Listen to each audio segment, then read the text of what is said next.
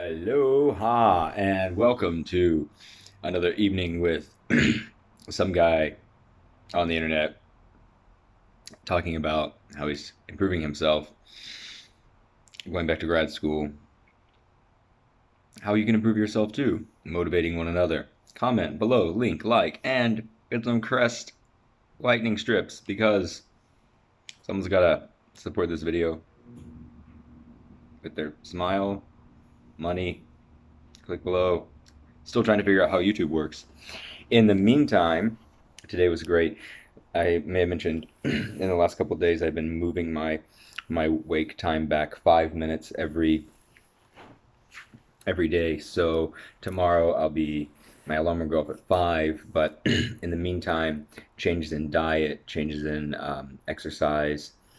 I've been waking up around 4:30, which I did this morning. I'm guessing it was probably about 4 because I got through my body scan releasing meditation, and that goes through the top of your head, forehead, eyes, face, throat, shoulder, basically all of your acupuncture points. Um, and breathing through and releasing that energy. And then the 6 phase meditation by Vishen Lakiani. I'm gonna get there. And I enjoy that because it has a visualization. It's entirely visualization, so it's priming your mind to search for the patterns that most serve you. So, in order to have that central channel and control and I guess like alignment with your not I guess and alignment with your subconscious, um, the um, it's important for you to visualize only what you want and reject these other things, right? That the world tries to force upon you, or that most people simply react to. What else? I'm going to work on not saying as much. Perhaps in preparation for these videos would be in order. Working on that. After that, went surfing. So my shoulder was, oh no, sorry. After that, I had a referral for physical therapy for my wrist, which had started bothering me again because of yoga, but it turns out it was actually my elbow and also my shoulder. There's an impingement around the scapula that um, causes a tightness in my ribs after surfing. So, looking forward to physical therapy.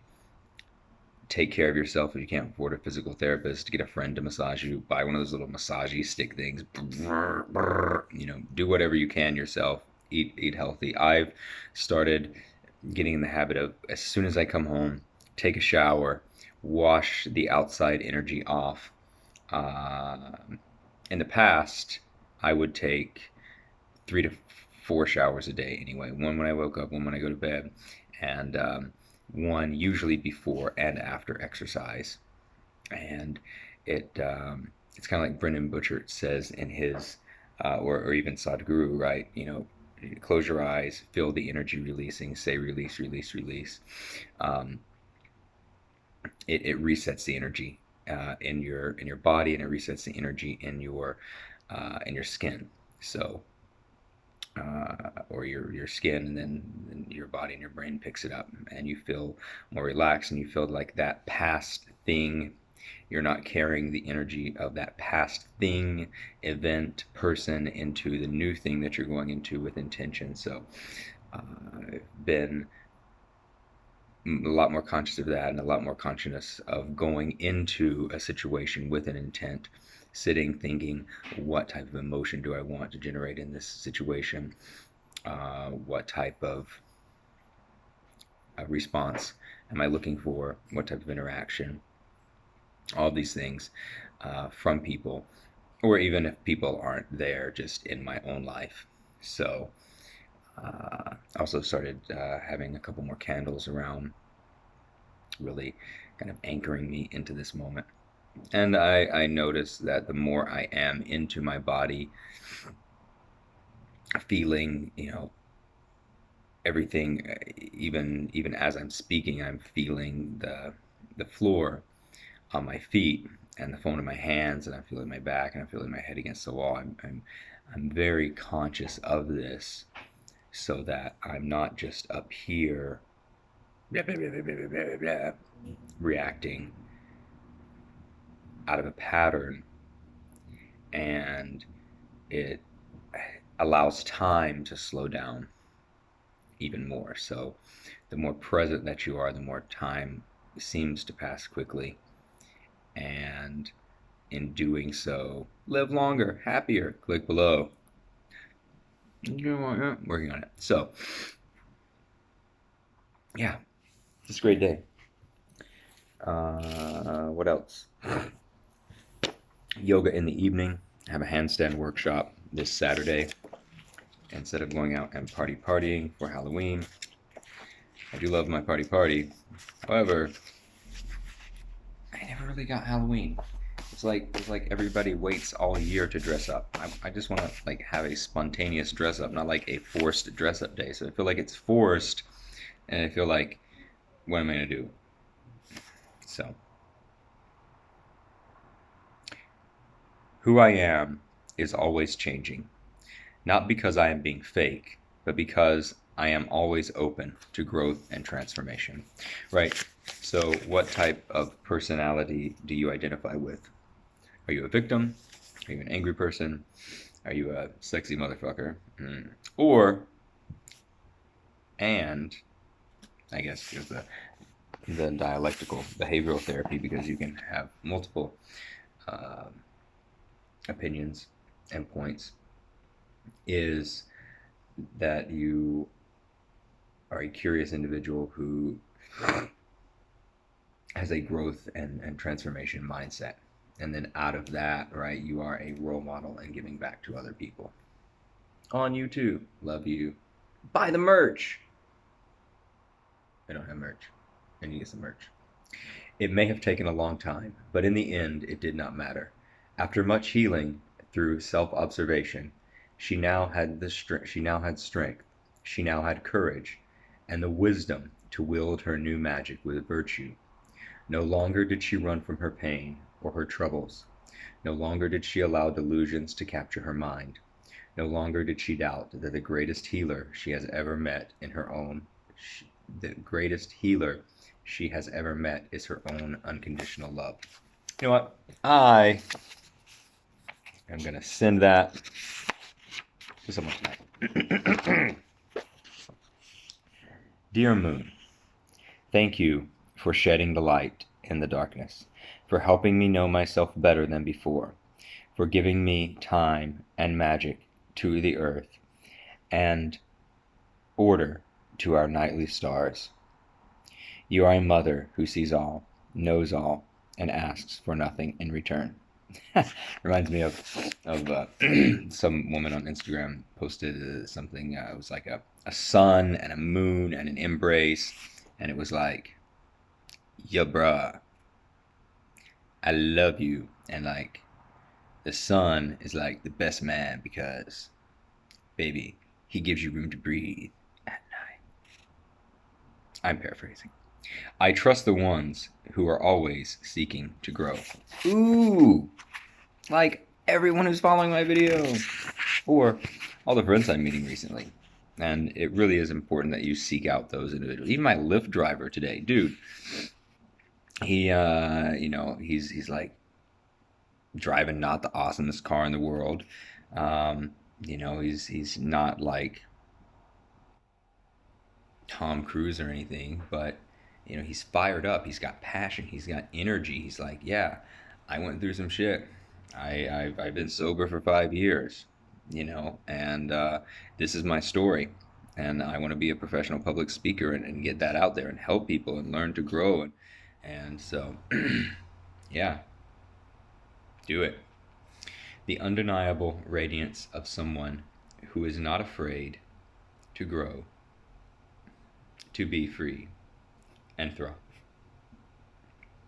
I'm going to do that again because The undeniable radiance of someone who is not afraid to grow, be free, and thrive. Find someone you can heal with. Oh, baby, give me a call. My number is, well, I'm in Hawaii. You get the first 3 digits.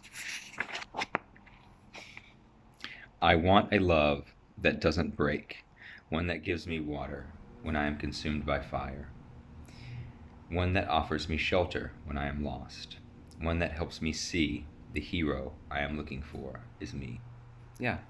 Like, how cool is that, is to be that, like, role model mirror for somebody else to, you know, everybody wins. Real love began when we both stopped expecting and instead focused on giving. Yeah. If you're expecting, you're not living in the present. If you are sitting there doing a yoga metaphor and you're thinking about a surfing metaphor, then you are not living in this book in the present moment. Or clicking subscribe below. You get it. Ooh, this is a long one. And then we're done. Many forms of modern day love contain conditions, meanings that we have an idea that we want those we feel deeply to fulfill. Sometimes we don't see our hopes and expectations for the ones closest to us as conditional forms of love because we perceive what we want for them as good. Unknowingly, and our wanting for what is best for them, we limit our ability to give the finest and most powerful form of love, a selfless love that empowers them to decide for themselves what is best for their lives. So much of what we think love is actually attachment and expectation. Focusing on giving in our relationships isn't easy. It is a habit that requires strengthening, repetition, healing our minds, and allowing our selfless nature to come forward for it to become our new normal. There is a special harmony that arises when two people focus on giving more to each other, a subtle communication of growing awareness between them that allows for better support and each other's happiness. We may worry, how will I ensure that what I desire is met? A better question may be, has solely focusing on meeting my desires truly brought me happiness? The happiest people, the ones who have successfully purified their minds of all conditioning and craving, tend to have such a strong compassion and understanding of love that their lives naturally focus on giving to others. In this giving and clarity of mind, they find happiness. Yeah. There's Grandma right there. There's Grandma right there in this book, and the dryer sheets, same ones that Grandma used. I'm not going to tell you unless you subscribe to the video and click below. Love you, Grandma. That I'm going to snuggle up with tonight after I read this one last page. Though most of us are far from having fully liberated minds, it is always worth understanding that giving is one of the most powerful forces we can set in motion. That through giving, we not only support those around us, but also wisely follow the law of nature. Everything we do will ultimately come back to us in some form or another. If everything focuses on giving, we will receive more.